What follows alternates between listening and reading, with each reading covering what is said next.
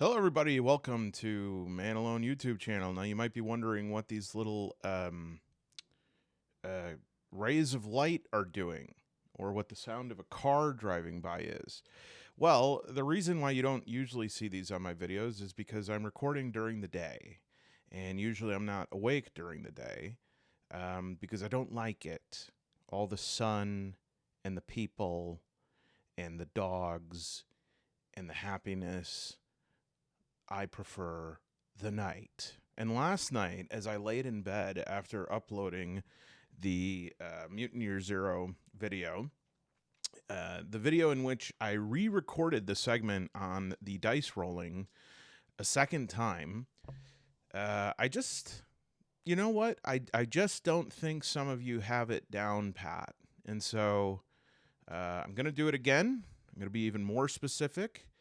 And yes, you have to take notes. And yes, you have to, you have to study. Okay?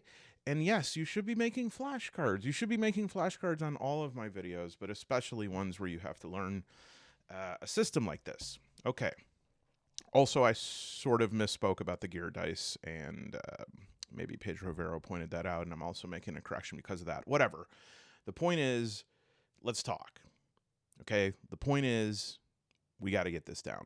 All right. So every year zero system is a little bit different. For instance, in this pot, as BB would call it, we have the year zero dice for Walking Dead. And I believe these ones are for Coriolis. Now, there is a modified version of year zero called Year Zero Step Dice, which is used in like Twilight 2000 and Forbidden Lands. It's a little bit different. We're not going to be going over that today. But as you could see on the Year Zero dice, there is at least something on the 6. Okay, and so 6 always means success. 6 is always a good thing. So in Walking Dead, and I believe these are Coriolis. I believe they are. This is the 6 for that. The 6 for Walking Dead looks very similar.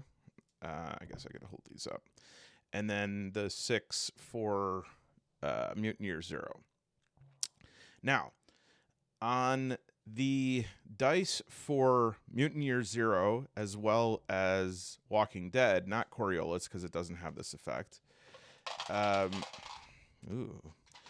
there is something on the 1, okay? And so on the base dice for Mutant Year Zero, there's like this biohazard sign, nothing on the skill dice, and on the gear dice for Mutant Year Zero, there is like this kablooey. And then in Walking Dead, it's called Rolling a Walker, not associated with Texas Ranger. So additionally, there's some variance in the game of what happens when you roll a 1. Now, to be clear, on the first roll, the initial roll, nothing matters but how many 6s you roll.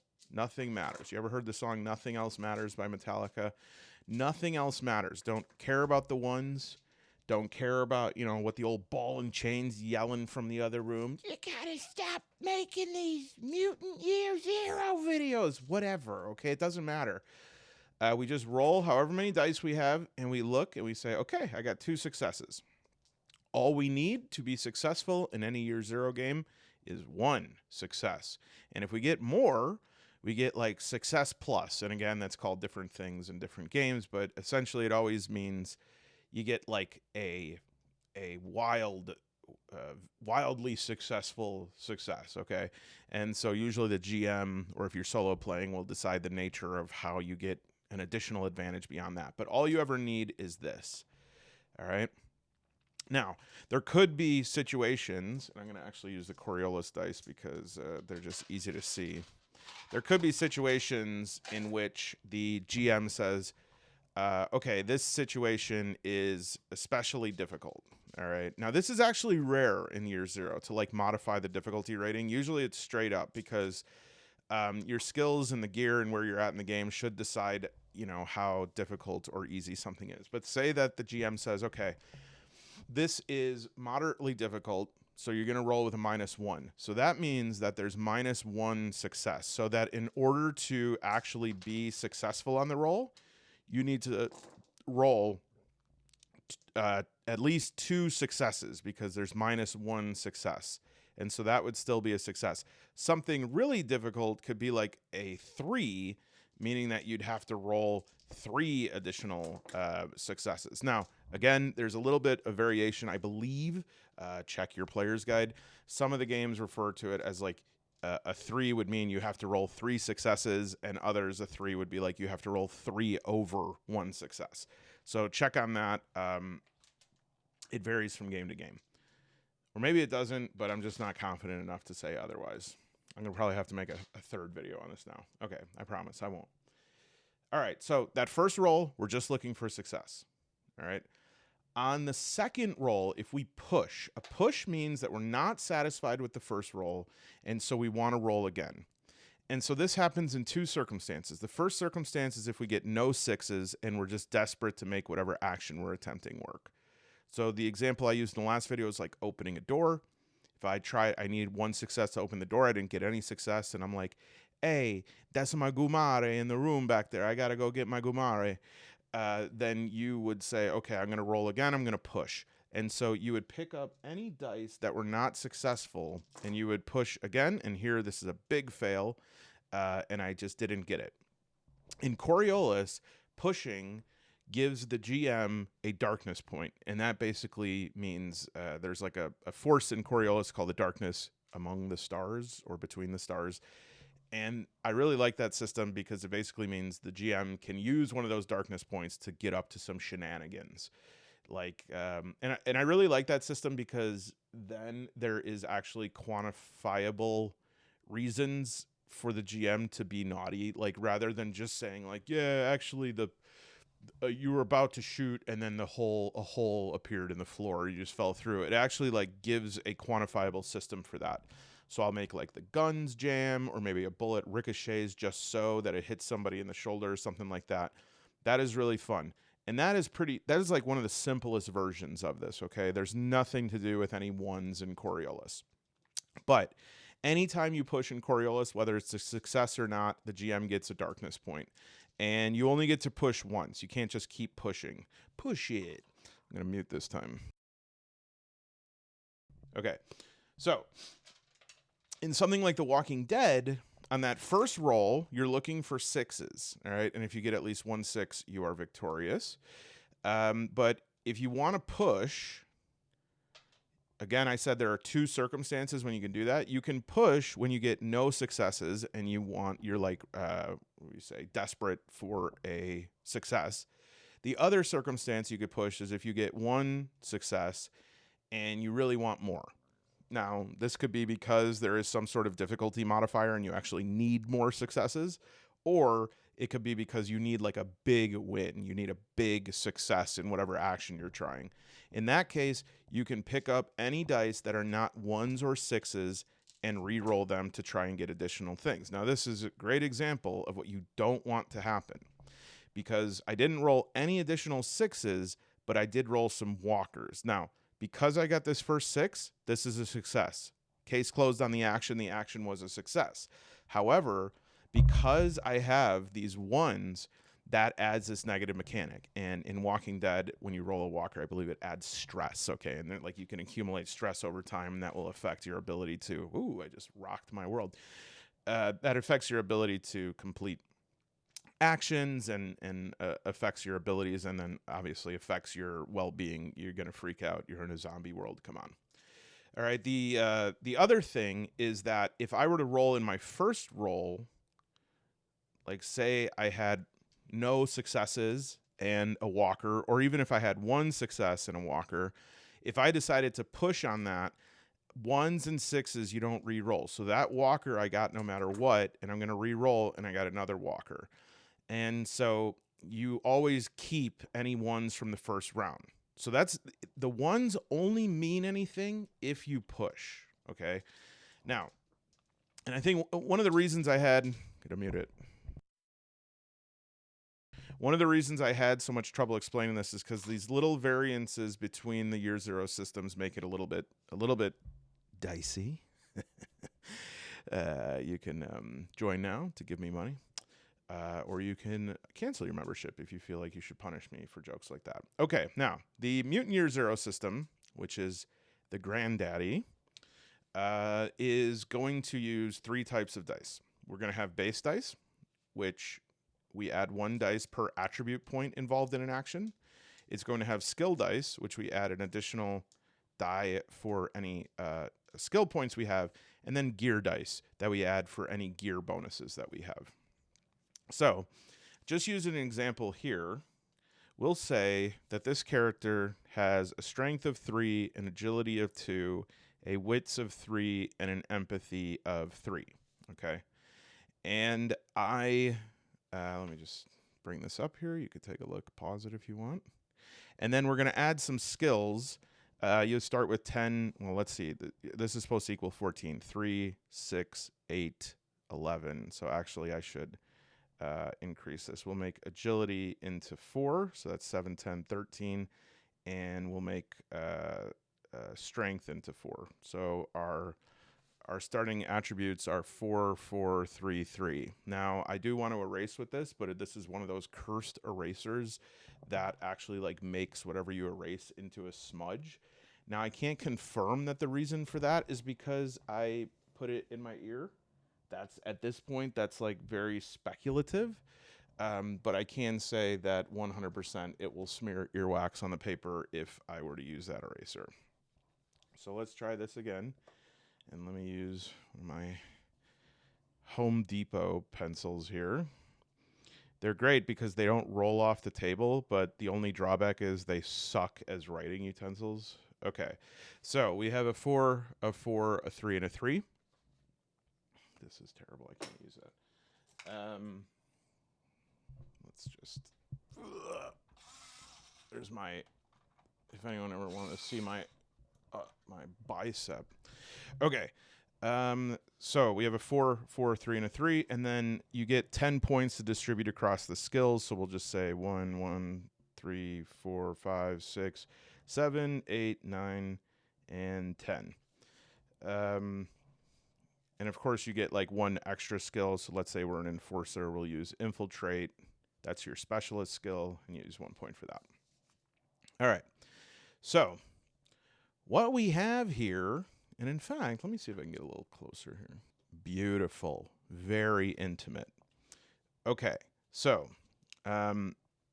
we have our dice, we have our attributes, our skills. Attributes are tied to base dice, skills are tied to skill dice, and any gear that we have, and we'll determine what that gear is once we figure out what skill we're going to use, is represented by this. In Coriolis, for example, it's all one pot. You'll just, like, when I'm GMing, I'll say, okay, what's your skill point in, force? It's 2. What's your strength? 3.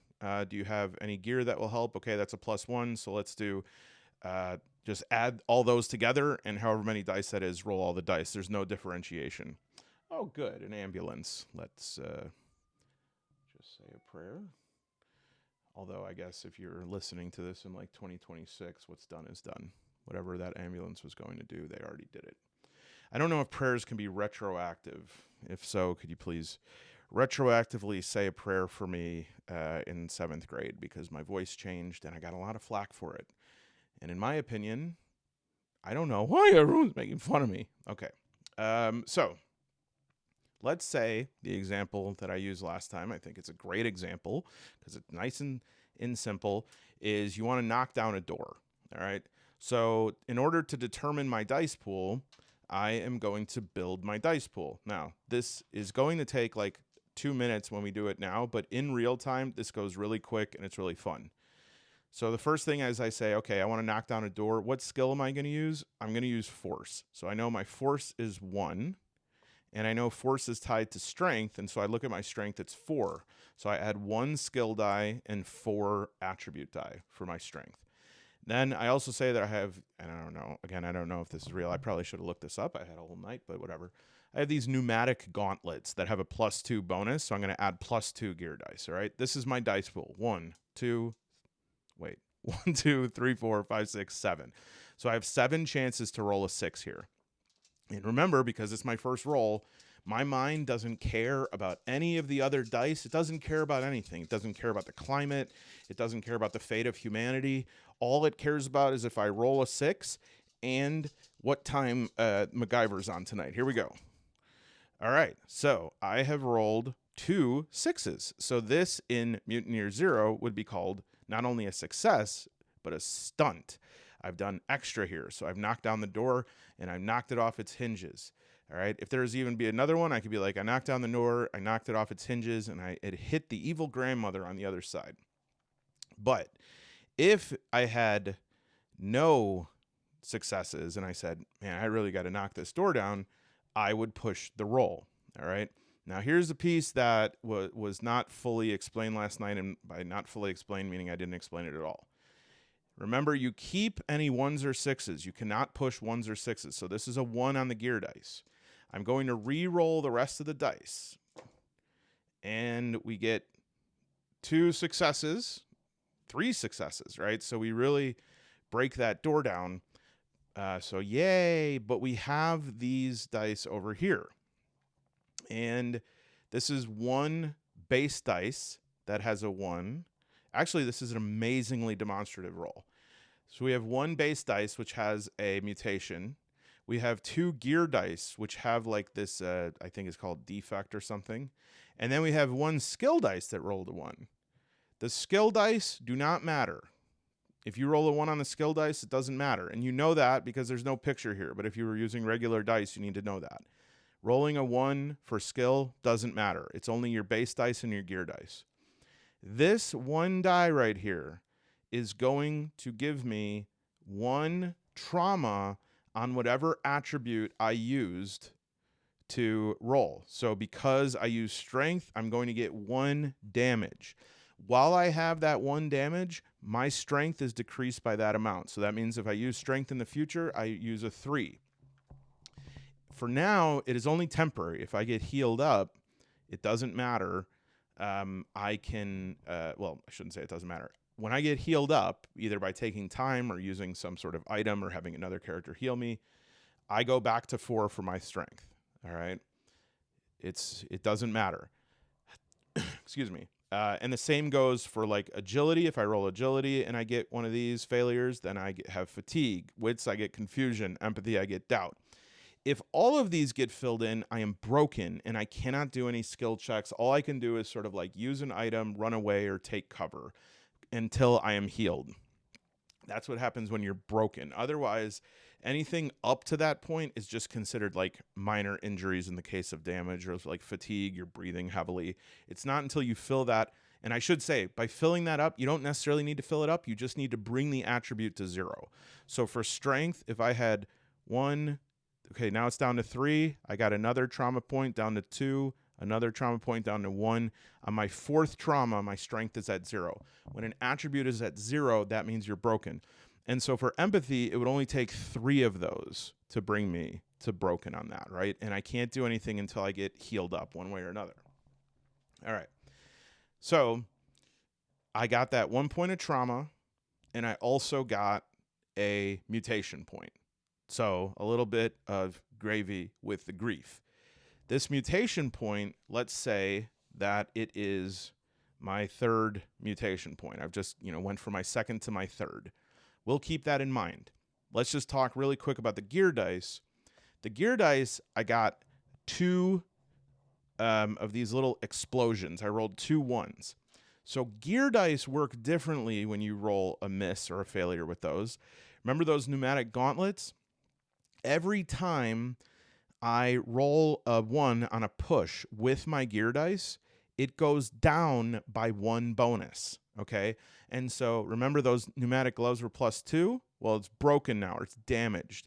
And so that means it goes down to only a +1, and because I got 2 of these, it goes to a +0, it's broken. When it's at a +1, you can get it repaired. When it's at a 0, I believe it's scrapped. You only get 1 chance to try and repair like a weapon or something like that. And if you fail that roll, it's just scrap.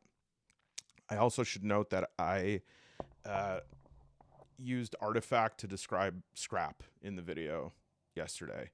So like scrap is there's a lot more scrap that you can find. Artifacts are like notable scraps that have like powerful effects. Otherwise, you're just getting stuff like use toilet paper roll. That's not an artifact, that's a scrap. Okay, so my pneumatic gloves are busted out. I got this one mutation point, right? I have 1 point of trauma or 1 point of damage. That's the type of trauma that it is. So I know that my strength is down to a 3. So I get into combat. I'm in melee combat. And in melee combat, there is some zone ghoul coming at me. And, you know, I get within melee range.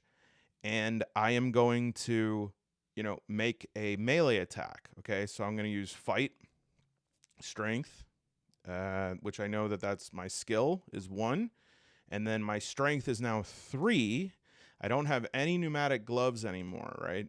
And so I could roll and just try my best with 4 dice. Nothing, no success. I could push that by re-rolling all the dice. Let's see what I got. Good, I got a success there. But say I didn't even want to chance that. What I could do is I can use my mutation points, and you use these to cast one of your mutations. Now, I'm just going to make up a generic mutation here just to the point of this. Mutations, when you use them, all you must do is spend mutation points, and they happen. So say my guy has some like pyrokinetic blast that if I spend 3 mutation points, I can do D6 damage or something, right? And so I roll, okay, the guy got 3 damage. So I used up my mutation points. Yay, I blew the guy away. Nice. But when you use a mutation, for every mutation point that you used, you then have to roll a D6. And if any of them come up as 1s, you have to roll on this table. 1 second, let me get to in the book. All right, you have to roll on the misfire table. Just because you can't fail using a mutation doesn't mean it's without risk. Roll 1 basic die for each mutation point you use to activate the mutation. If you roll 1 or more 1s, or these biohazard signs, your mutation misfires. It has its desired effect, but something else happens too. Roll 1 basic die to determine what. So I rolled 1 of these basic or attribute die to determine. I rolled 1 of these for each of the mutation points used to see, and I rolled at least 1, and so that means I have misfired. It still does the effect, but now I have to roll on the mutation table. Okay, I roll a 1d6, and again, this is great. I'm having lucky demonstrator rolls here because I've now rolled a 1. And if I roll a 1 on this, it says your mutant powers run amok and you suffer 1 point of permanent trauma. You choose which attribute is affected. At the same time, you develop a new mutation. So this is the function. This is one of the biggest ways that your character can change. I pull a new mutation, so I can get telekinesis. I can get, reptilian skin. I can get all these different mutations that have these awesome effects. And every time I push, I also get a mutation point to cast them with. However, I have permanent trauma, so I have to pick one of my attributes, and instead of writing an X over that, I'll pick wits. Say I use wits the least. I'm going to fill one of these in, and I'm going to say that my wits has permanently gone down to 2. Now, again, the system with this and why this still maintains some sense of balance is that you have a new mutation. It's very powerful, and you can have up to 4 mutations. And if you get more than that, you slot one out and put a new one in. And so essentially, over time, though, you're going to keep getting permanent trauma. Your character's going to become weaker and weaker and just riddled with these mutations. And they're going to have all these powers, but they're going to have a high chance to misfire them. And a new mutation is not the only thing that can happen. If you roll a 2, you take as much trauma as your target. So say you hit them for 3, they take 3 damage. You also take 3 damage. 3, the mutation consumes twice the amount of MP you intended to spend on it. I meant to spend 3. I have to take 6, although the lowest it can go down is to 0. You don't go to negative. 4, the mutation locks down after this use. You can't use it again for the rest of the session. 5, the mutation changes your appearance in some way. You choose how. The effect is only cosmetic, but it is permanent. And then 6, which would be the success, the mutation gets supercharged. You get back the MP you just spent and can immediately, in the same turn, activate the same mutation again against the same target or another. So that is the basic system again. If I made another mistake, I swear to Odin's beard, not the game creator, to the actual Viking god, that I will make another Year Zero video. I will make as many as it takes until everyone understands, because I have explained it now perfectly with minimal errors, 1 or 2, 3. And so it is not my fault if people are not understanding this. However, if I did make some sort of mistake, which is unlikely and impossible, but if I did, I will make another video. So be warned. Okay, the videos will continue until morale improves. Goodbye. Was I too harsh? Maybe I wasn't harsh enough. Maybe I should have banged on the table and been like, "You are not listening to me." I wonder if you can get demonetized for like bullying